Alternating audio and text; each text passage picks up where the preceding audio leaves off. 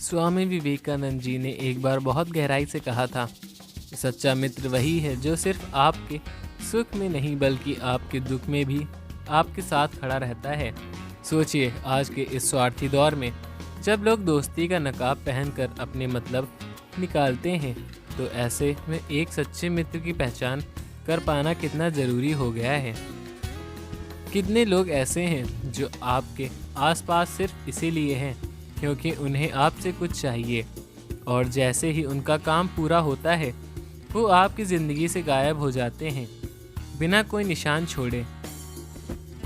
मित्रों, अब वक्त आ गया है कि हम ऐसे छलपूर्ण रिश्तों की पहचान करें, क्योंकि अगर हम समय रहते नहीं जागे तो ये नकली दोस्त हमें उस गहराई तक गिरा सकते हैं जहाँ से उठना बहुत मुश्किल होता है।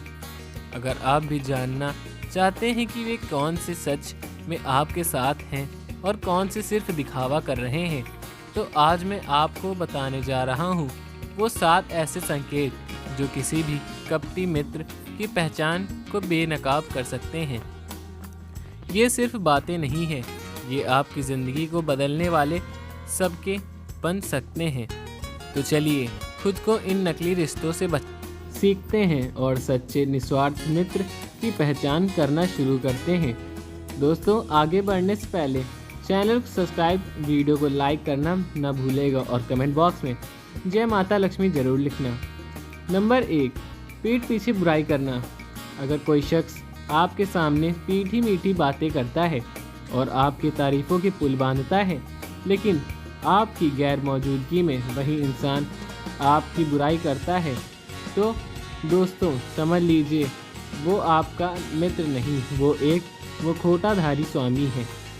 स्वामी विवेकानंद जी ने एक बहुत सटीक कहा था कि सच्चा मित्र वही हो जो आपके सामने भी और आपके पीठ पीछे भी एक जैसा व्यवहार करे, क्योंकि जो इंसान आपके राज दूसरों से बांट देता है वो कभी भी आपके भरोसे के लायक नहीं होता। ऐसे में लोग न सिर्फ आपके आत्मविश्वास को तोड़ते हैं बल्कि धीरे धीरे आपकी छवि को मिट्टी में मिला देते हैं और आपको पता भी नहीं चलता। इसीलिए सावधान हो जाइए, अपनी संगत को पहचानिए। हर मुस्कुराता चेहरा भरोसे के काबिल भी नहीं होता। अपने राज सिर्फ उन्हें बताइए जो आपकी गैर हाजिरी में भी हैं, आपके लिए खड़े रहें और आपकी इज्जत को अपना सम्मान समझे हैं, क्योंकि असली मित्र वही होता है जो आपकी कमजोरियां को भी दुनिया से छुपा कर रखे और ज़रूरत पड़ने पर आपकी ताकत बन जाए। नंबर 2, सिर्फ स्वार्थ के लिए दोस्ती करना अच्छी बात नहीं होती है।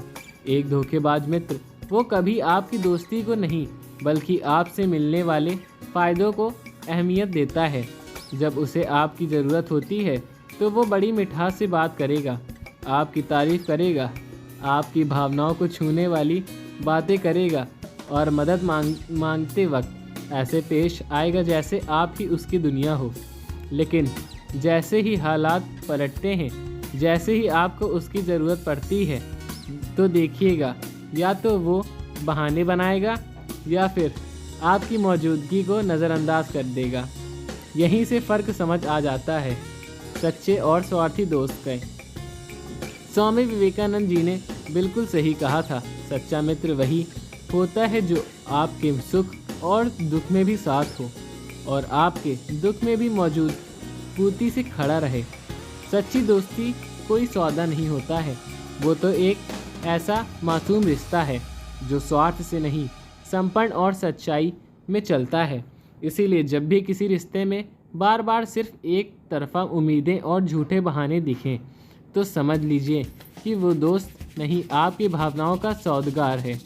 सावधान रहिए, सतर्क रहिए और अपने दिल को वहाँ खर्च कीजिए जहाँ उसका मूल्य समझा जाए। नंबर 3, जलन और ईर्ष्या रखना। जरा रुकिए और खुद से एक सवाल पूछिए, क्या आपके दोस्त आपकी सफलता पर दिल से खुश होते हैं या फिर अंदर ही अंदर आपसे जलते हैं?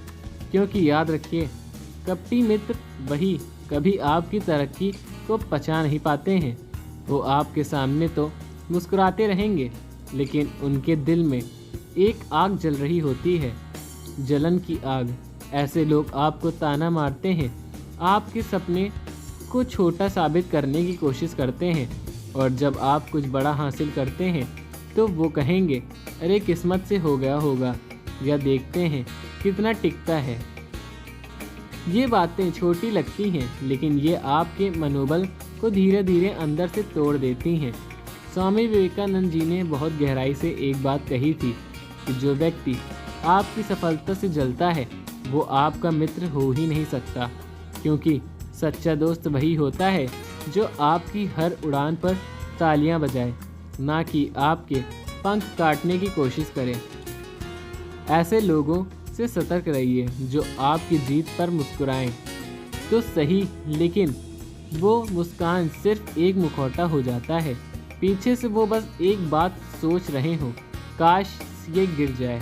ऐसे रिश्ते सिर्फ बोझ होते हैं, उन्हें पहचानिए और खुद को हल्का कीजिए, क्योंकि ज़िंदगी में आगे बढ़ने के लिए साथ में चलने वाले का दिल भी बड़ा होना चाहिए। नंबर 4, धोखा देने की आदत। कपटी मित्र हमेशा धोखा देने की फिराक में रहता है। वे आपकी भावनाओं से खेल सकते हैं, आपके राज दूसरों को बता सकते हैं और ज़रूरत पड़ने पर आपको अकेला भी छोड़ देंगे। स्वामी विवेकानंद जी ने एक बार कही थी कि मित्रता विश्वास की नींव पर टिकी होती है, और अगर कोई बार बार आपका विश्वास तोड़ता है तो वह सच्चा मित्र नहीं हो सकता। नंबर 5, सामने मीठा बोलना लेकिन पीठ पीछे वाद करना। अगर कोई व्यक्ति आपके सामने आपकी तारीफ करता है लेकिन पीठ पीछे आपकी आलोचना करता है तो वह कपटी मित्र है।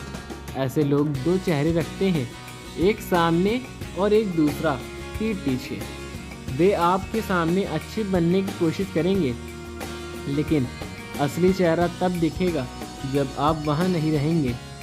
स्वामी विवेकानंद कहते हैं, ऐसे लोगों से बचकर रहना है, बुद्धिमानी होती है। नंबर 6, मुश्किल समय में साथ छोड़ देना। सच्चे मित्र वही होते हैं जो मुश्किल समय में भी आपका साथ दें, लेकिन कपटी मित्र कब गायब हो जाते हैं किसी को पता नहीं चलता है। स्वामी विवेकानंद ने कहे थे कि मित्रता का असली मतलब सुख दुख में साथ देना होता है। अगर कोई व्यक्ति केवल अच्छे समय में आपके साथ होता है लेकिन बुरे समय में दूर चला जाता है तो समझ जाइए कि वह सच्चा मित्र नहीं है। नंबर 7, गलत सलाह देना।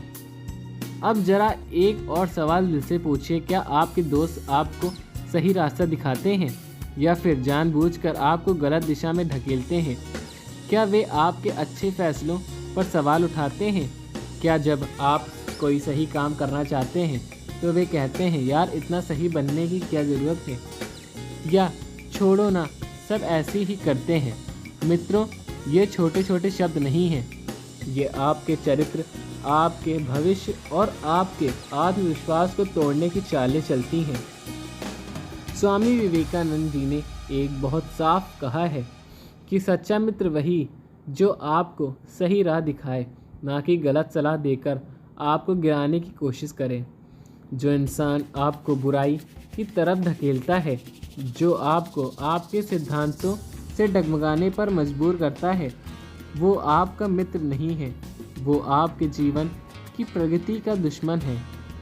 ऐसे लोग चाहते हैं कि आप भी उसी दलदल में फंसे रहें जहां वो हैं, ताकि उन्हें अकेलापन महसूस ना हो।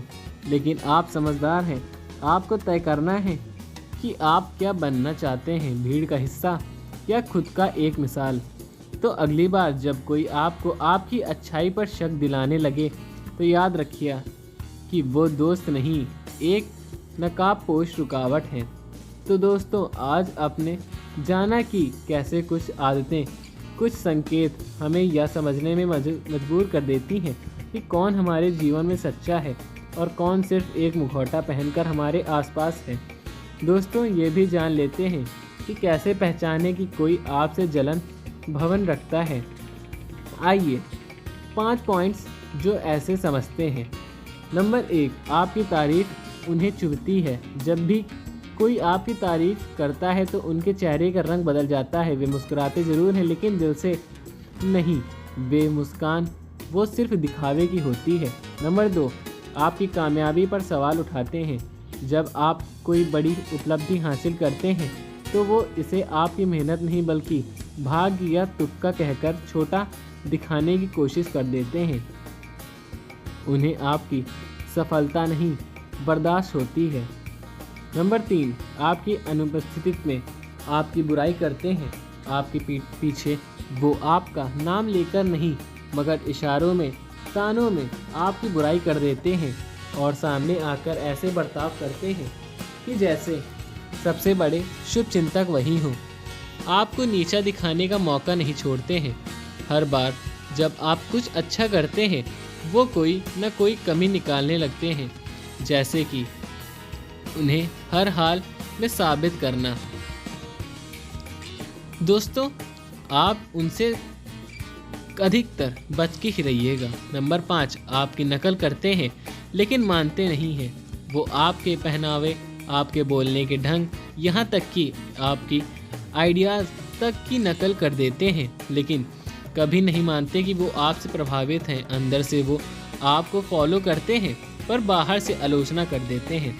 याद रखिए, रिश्ते खून से नहीं दिल से निभाए जाते हैं और एक सच्चा मित्र वही होता है जो बिना किसी स्वार्थ के आपके हर उतार चढ़ाव में आपका साथ निभाए।